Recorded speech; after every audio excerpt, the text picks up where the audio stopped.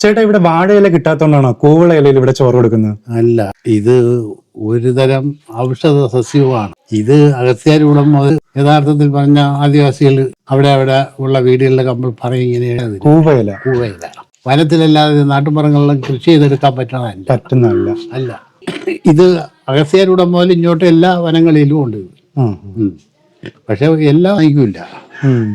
ഏത് സാധനവും നല്ലതെന്ന് കണ്ടാൽ വാങ്ങിക്കും. മലക്കറി തന്നെ നെടുമങ്ങാട്ട് മാർക്കറ്റിൽ നിന്നാണ് വാങ്ങിക്കുന്നത്.